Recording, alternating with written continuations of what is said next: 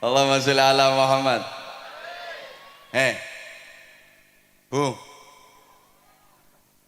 ada 3 golongan manusia yang ibadahnya sebagus apapun gak akan diterima oleh Allah.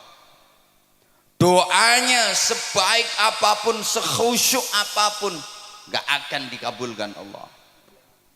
Bahkan di akhirat gak bisa menerima syafaat Rasulullah. Rungokno toh. Walaupun ibadahnya bagus, sholatnya top, bukan cuma yang wajib, sholat sunnah dikerjakan semua. Sujud luar biasa. Sekali nyosop batuk mentol telu. Berarti nyosop 2 kali batuk mentol 6. Selesai sholat gak rupa-rupa rai.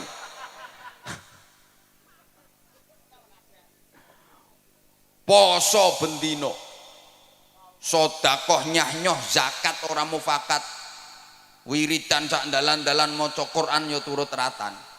Berangkat haji tiap tahun, dia pergi umroh seminggu 5 kali. Iso ngomahe Mekah kok. Kan omahe Mekah.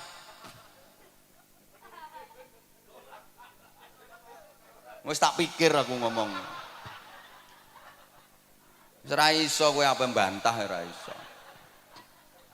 Gak mungkin seminggu umroh berangkat ping 5. Omahe Mekah.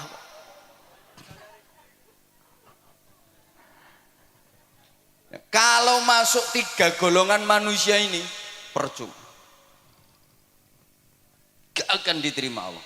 1, aqul walidain. Anak yang durhaka kepada kedua orang tua.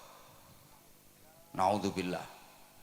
Sehebat apapun anak, kalau sampai durhaka kepada orang tua, berani kepada orang tua, menentang orang tua, melawan orang tua, zalim kepada orang tua, menyakiti hati dan perasaan orang tua, menyia-nyiakan orang tua, padahal si anak hidupnya berkecukupan, kaya, orang tuanya hidup menderita, itu dia mentala. Alah wes kadung.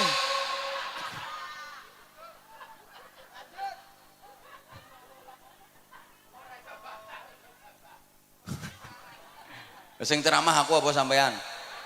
Lah iya.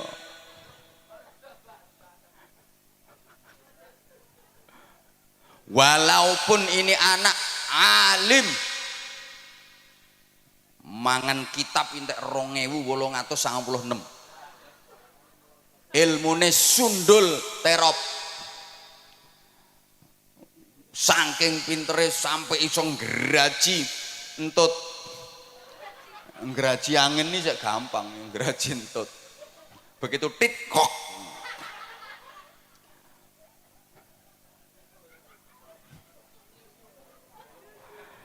Kalau berani sama orang tua, menyakitkan orang tua, durhaka kepada orang tua, seluruh ibadahnya ditolak sama Allah. Doanya nggak akan dikabulkan oleh Allah. Bahkan di akhirat dia nggak bisa menerima syafaat Rasulullah. Walaupun secara lahiriah orang tuanya seakan-akan bersalah, karena dalam hubungan anak dengan orang tua itu undang-undangnya cuma ada 2 pasal. Pasal 1, orang tua tidak pernah bersalah. Pasal 2, apabila orang tua melakukan kesalahan, kembali ke pasal 1. Ya gak mumet, memang pasalnya cuma 2 kok. Jadi hubungan anak kepada orang tua itu pasalnya cuma 2 undang-undangnya. Pasal 1, orang tua tidak pernah bersalah. Pasal 2, apabila orang tua melakukan kesalahan, kembali ke pasal 1. Sehingga kalau sampai terjadi anak ribut sama orang tua, anak gegeran sama orang tua, demi Allah di apa-apa no sing salah anaknya. Ana sing mikir ketara gak rukun kae.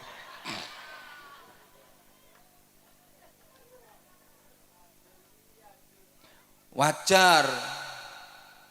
Karena nggak ada orang tua, nggak ada anak. Orang tua itu menjadi sarana, lantaran wujudnya manusia di alam dunia, betul? Boleh kene ana sing tanpa wong tua. Dadi marang bejudus teko lemah. Apa meletek teko watu. Maka saya di mana-mana katakan selamanya anak nggak mungkin bisa membalas budi kepada orang tua. Nggak mungkin anak bisa membalas jasa orang tua, nggak mungkin bisa. Orang tua pernah gembol anak, anak nggak pernah gembol orang tua. Wong tua tahu ngeden ngetokno anak, anak gak tahu ngeden ngetokno wong tuane. Ngedene yang ngetokno gedang goreng. Loh, orang tua merawat anak itu lama dan ikhlas, nggak ada yang berharap imbalan. Nah, aku ngerumat kowe sampai 20 tahun. Saiki kon wis dadi tentara. Ayo hitungan sedina aku njaluk upah 50.000. Enggak ada. Lah anak kalau merawat orang tua itu ya cuma sebentar, itu pun pamrih. Sulit ikhlas. Kadang orang tuanya sakit itu. Anak limo iso geger sak dulur. Sing ngramut ya sampean. Oh sampean bagiannya paling akeh kok. Biasanya ngono kuwi lambe-lambe kudungan.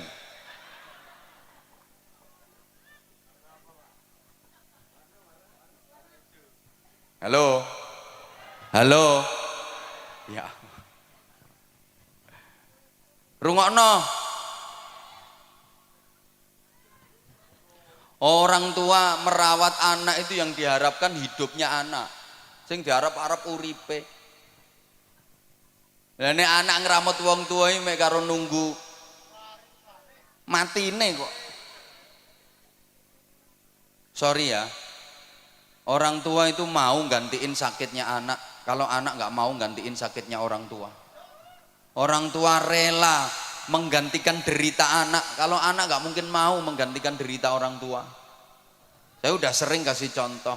Orang tua itu punya anak sakit, anak masih kecil sakit. Ya Allah, nangis. Semalaman nungguin anak nggak tidur. Dia nggak rela seekor nyamuk pun menggigit anaknya, hinggap di tubuh anaknya. Ditunggoni sampai gak turu, nangis memohon kepada Allah, ya Allah biar saya saja yang gantiin sakitnya anak saya asal anak saya sehat.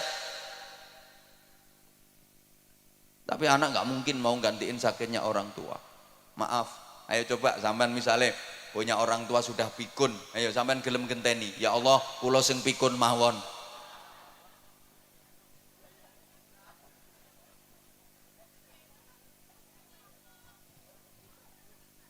Orang tua tuh punya anak pilek, hidung tersumbat, sing nyumpeli yo umbel, ndak iso ambekan, diapakno?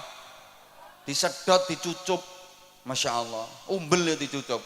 Ayo bu, misalnya bapak sampean umbelnya meler, mriki pak kula dilatane pak.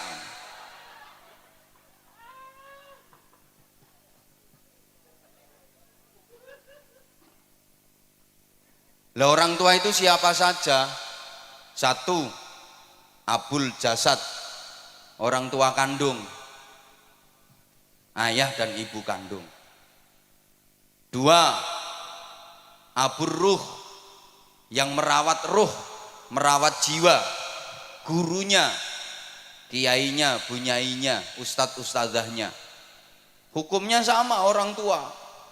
Kalau orang tua kandung itu yang merawat jasmani, kalau guru, kiai, bunyai itu yang merawat rohani.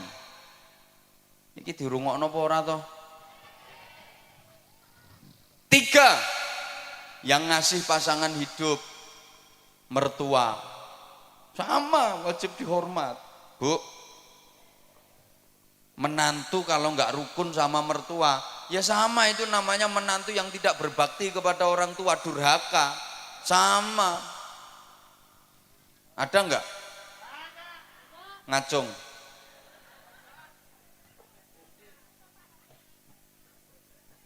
Sing akeh mantu gak rukun karo maratuwa ya mantu wedok. Kenapa? Mohon maaf, penting ini. Perempuan itu cenderung serakah.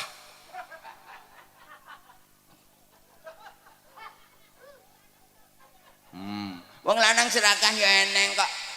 Yang mbek kiai wani nyentak apa maneh mbek bojone.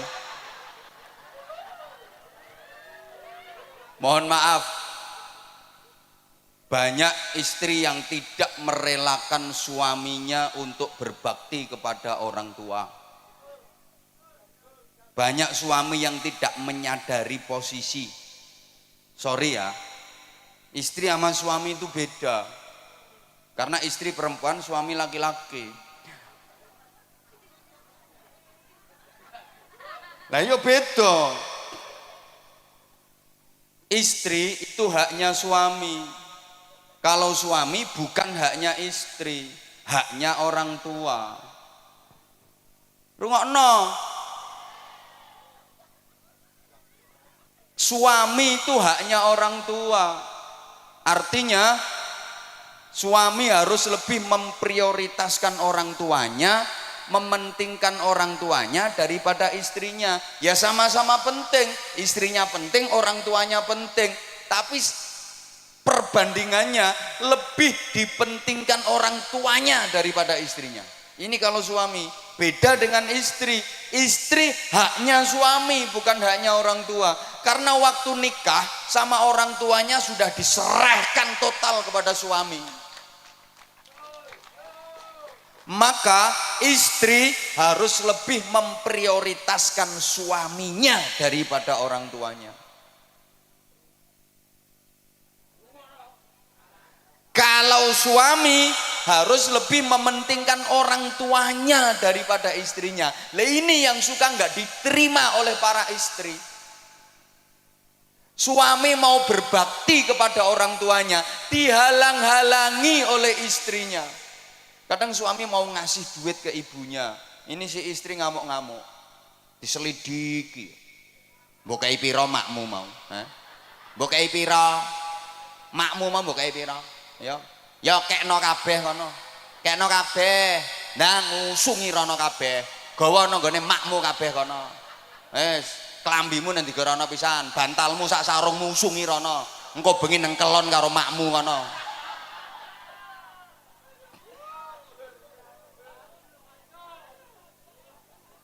Suami mau berbakti kok dihalang-halangi. Bu, ibu harus sadar, bagi suami orang tua itu prioritas daripada istri. Bu, ikhlas nggih, relakan suamimu berbakti kepada orang tuanya. Yang orang tua suami adalah mertuamu. Maka istri solehah, calon-calon bidadari surga itu adalah perempuan-perempuan yang mengikhlaskan, merelakan suaminya berbakti kepada orang tuanya. Suaminya lebih mementingkan orang tuanya daripada dirinya sendiri. Itu perempuan-perempuan solihah, calon-calon bidadari surga. Nggih Bu nggih? Nggih Bu nggih? Jadi misalnya, Bu, suami ibu punya duit 10 juta. Nah, ibu sebagai istri dikasih 3 juta, yang 7 juta dikasihkan ibunya suami. Ikhlas nggih?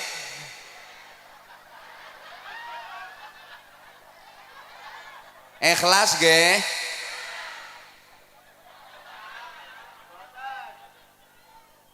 Ikhlas mboten? Mulane angel mlebu swargamu ya ngono.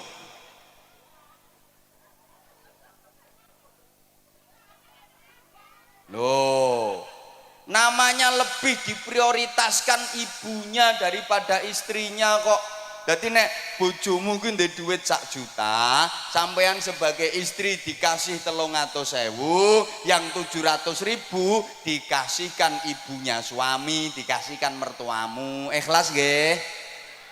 Sapa ngomong tak jotos mau?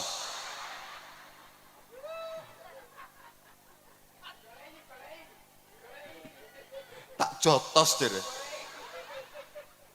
Kuwi istri apa petinju kok.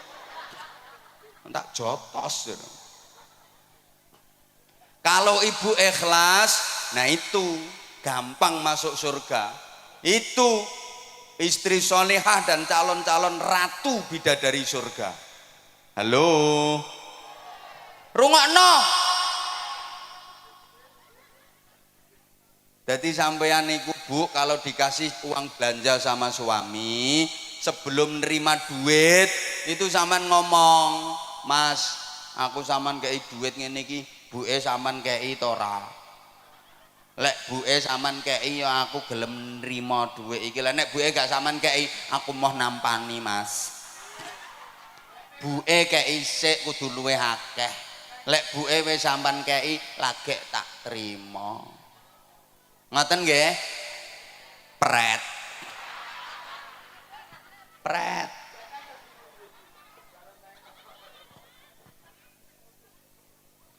Jadi misalnya ibu dibeliin gelang sama suami, sebelum diterima tuh gelang ngomong, ya aku sama tukono gelang ini iki, ibu sama tukono pora.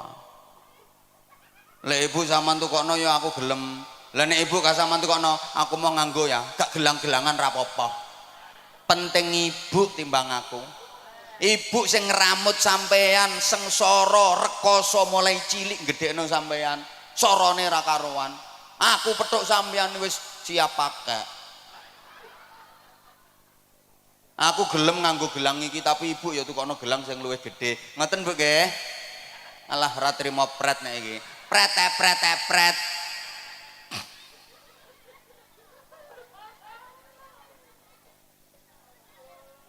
Ibu, jadi misalnya ibu mau diajak berangkat umroh sama suami, ibu harus ngomong, ya aku kata dijak umroh, ibu sampean jak taga, lek ambek ibu aku ya gelem melu ya, lah nek ibu gak sampean jak, aku yang mau, podo-podone duwe sampean pas-pasan, berangkat ambek ibu ae, aku kari-kari gak apa-apa, penting ibu timbang aku.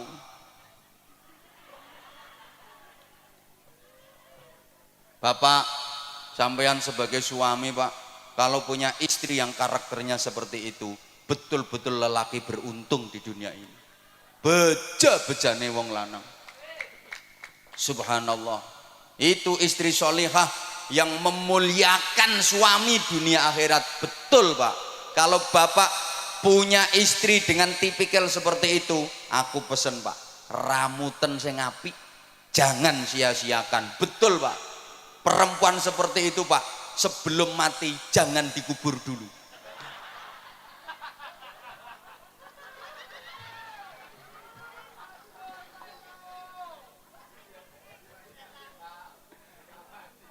Soalnya langka.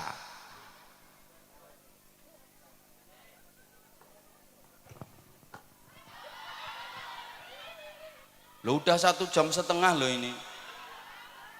Yang kedua, yang kedua, mahal yo gak melo urun kok. Yang ibadahnya pasti ditolak, doanya nggak mungkin diijabah, dan di akhirat nggak bisa menerima syafaat Rasulullah adalah para istri menengok. Lu memang iya kok. Istri-istri yang suka melukai perasaan suami, menyakiti hati suami padahal suaminya benar, dan suka membebani suami di luar batas kemampuannya. Tak baleni. Pengumuman. Ibadah sebaik apapun gak akan diterima Allah, doa sekhusyuk apapun gak akan diijabah Allah, dan di akhirat gak bisa menerima syafaat Rasulullah. Siapa? Istri-istri yang suka melukai perasaan suami, menyakiti hati suami padahal suaminya bener. Aku gak bakal suami sih gak bener. Alah rungokke sik.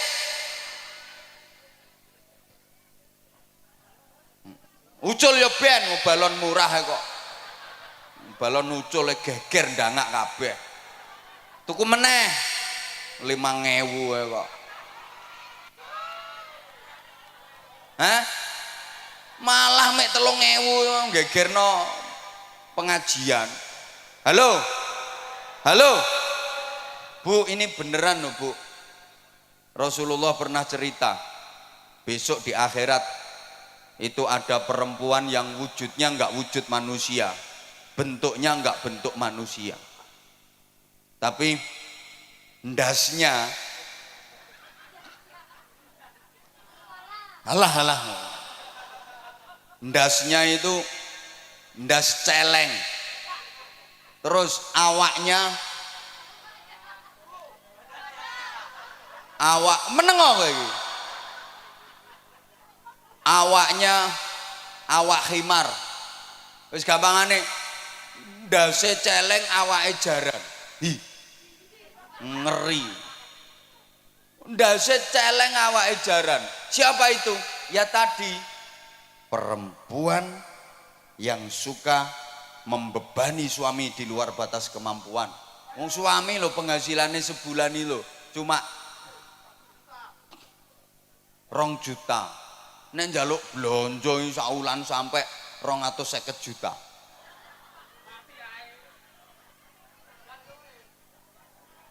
Misalnya perempuan yang suka melukai perasaan suami dan menyakiti hati suami, maka seperti itu akibatnya, ibadahmu gak akan diterima Allah. Tiwas dawir lambemu lah, dikir macam-macam percuma, doa gak diijabah, di akhirat gak bisa mendapat syafaat Rasulullah. Nah sekarang ganti, para suami ya harus fair dong. Yo kok wong wedok ae.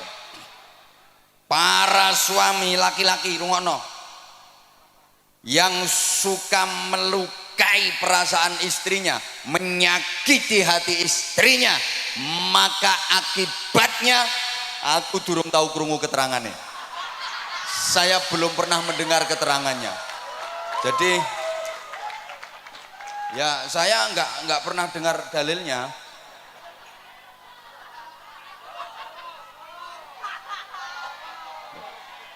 Lah nanti kalau saya sampaikan yo malah keliru kabeh wong.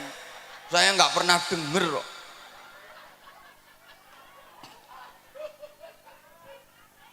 Bagusnya perempuan itu nggak perlu ngerti dalil-dalil yang kayak gitu.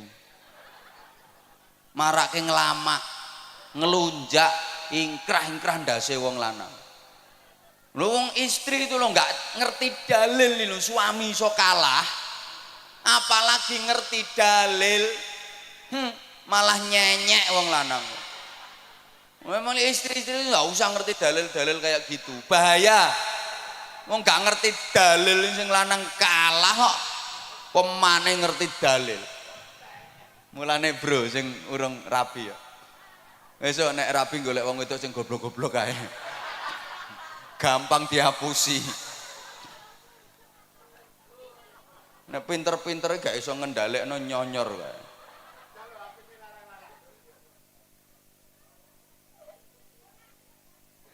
Yang ketiga udah itu berlalu. Yang ketiga, orang yang mutus silaturahim. Itu yang ibadahnya nggak akan diterima oleh Allah. Doanya nggak diijabah sama Allah. Di akhirat nggak bisa mendapatkan syafaat Rasulullah. Maka itu perlu kita hindari 3 hal tadi. Allahumma sholli ala Muhammad. Nah, selanjutnya jamaah rahimakumullah, perlu perbaikan diri. Peningkatan kualitas ibadah. Baik yang vertikal, hablum minallah, ibadah ritual, maupun yang horizontal, hablum minan nas, ibadah sosial. Halo. Dilanjut apa mboten? Oke, tak imbui. Ya, ini ibarat kerja itu lembur berarti. tambahan durasi ya.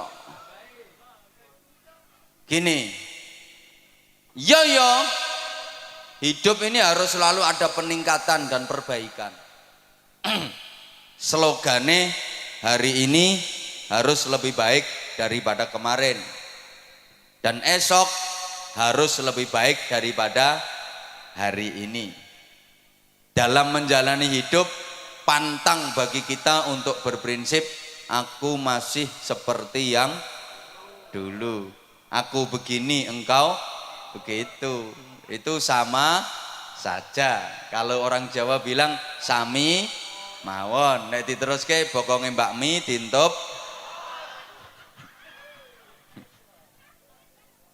Harus ada dinamika ke arah hidup yang lebih baik. Ibu bapak jamaah rahimakumullah, pembangunan musola ini harus disertai dengan pembangunan manusianya. Iya, kita berharap mudah-mudahan musola masjid-masjid yang ada itu benar-benar bisa menjadi laboratorium rohani, pembangunan mental spiritual. Negara kita itu punya jargon di lagu kebangsaan Indonesia Raya itu, bangunlah, bangunlah, ayo toh Bu. Pertama bangunlah jiwanya dulu, baru bangunlah untuk Indonesia. Bangunlah jiwanya. Pembangunan jiwa itu menjadi sangat penting.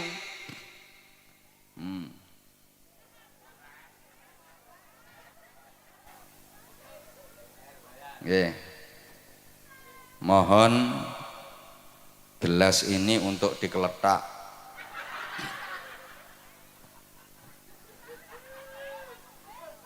Untuk pembangunan sorban. Nggih. Iya. Nah itu juga termasuk bagian dari perbaikan. Nggih Bu nggih. Bu, saya yakin semuanya bawa duit. Kalau nggak bawa duit nggak apa-apa kok, kalung dilepas, gelang dipelorot nggak apa-apa, nanti biar dijual sama panitia. Ini pasti semuanya bawa duit. Saya nggak percaya kalau nggak bawa duit. Ono yang 100.000, ada yang 50.000, 20.000, 10.000, 5.000, 2.000, 1.000. Nanti kira-kira yang disedekahkan berapa?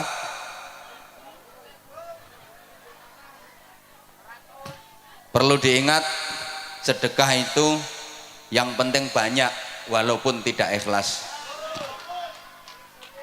daripada ikhlas cuma sedikit.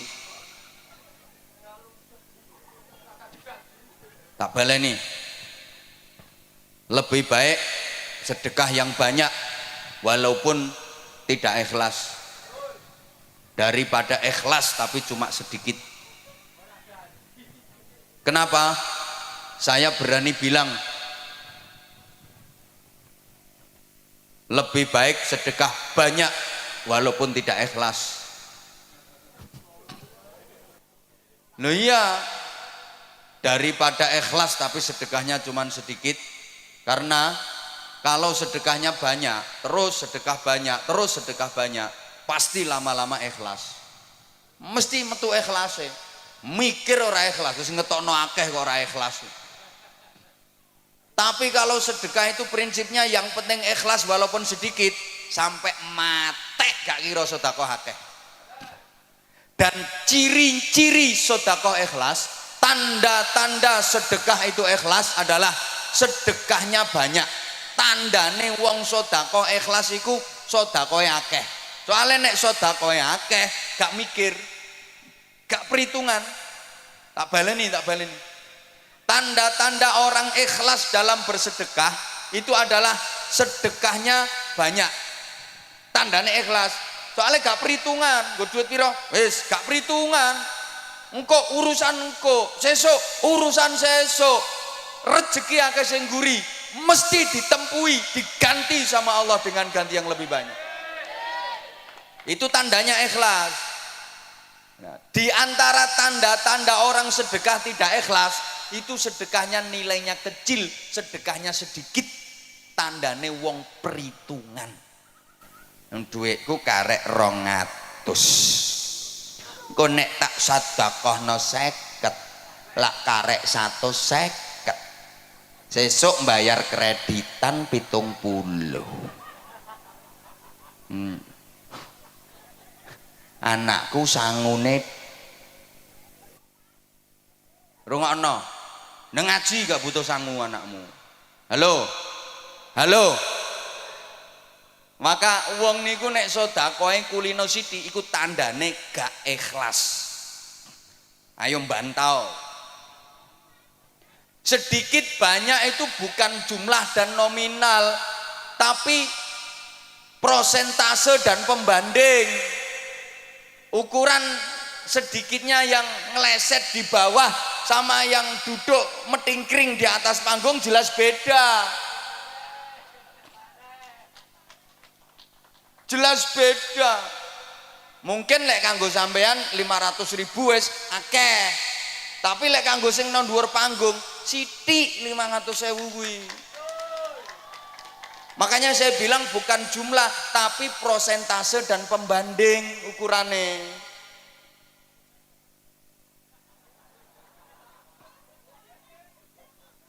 Lah iya, makanya kalau saya katakan di antara tanda ikhlas dalam bersedekah itu sedekah nominalnya banyak, nilainya banyak. Kuwi tandane ikhlas karena dia nggak perhitungan. Tandane wong sedekah gak ikhlas itu sedekahnya sedikit karena dia perhitungan. Halo. Orang yang beramal di dunia tanpa perhitungan, besok di akhirat Allah yo gak perhitungan, langsung dimasukkan surga sama Allah. Itu namanya masuk surga tanpa hisab. Tanpa hisab itu tanpa perhitungan. Siapa yang dimasukkan surga tanpa hisab, tanpa perhitungan? Ya orang-orang yang waktu di dunia amalnya tanpa perhitungan. Malaikat yang meriksa itu langsung didhawuhi sama Allah, kasih instruksi. Malaikat, itu orang waktu di dunia amal tanpa perhitungan. Udah sekarang langsung masukkan surga tanpa diperhitungkan amalnya. Coba tuh orang Bojonegoro kok. Langsung ke surga.